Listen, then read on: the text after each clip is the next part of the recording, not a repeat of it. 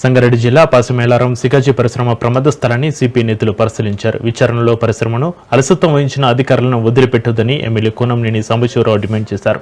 ఈ ఘటనపై సమగ్ర న్యాయ విచారణకు డిమాండ్ చేస్తున్నామన్నారు. కమిటీల పేరుతో కాలయాపన చేయకుండా న్యాయ విచారణ చేయాలన్నారు MLA Kunamneni Sambasiva Rao. Pharma, chemical కంపెనీలపై న్యాయ విచారణ జరపాలని డిమాండ్ చేశారు.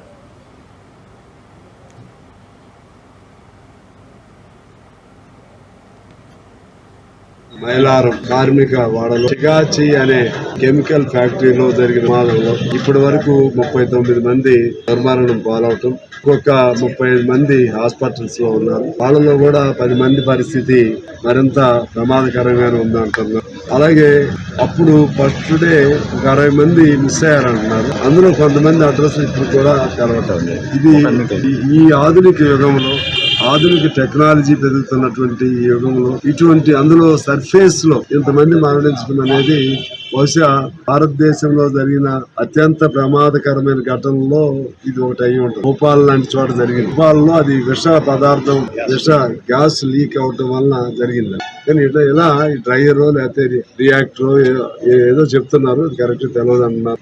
అది బ్లాస్ట్ అయ్యి జరగటం అనేది మాత్రం I think it might be first ever it's kind entire భారతదేశంలో. ఇది ఎలా జరిగింది ఏమిటి, మన ప్రభుత్వం అయితే ఇమీడియట్ స్పందించింది. దురదృష్టవశాత్తు ఏంటంటే మేము ఎవరు కూడా కమ్యూనిస్ట్ పార్టీగా మేమందరం ఢిల్లీలో ఉన్నాం.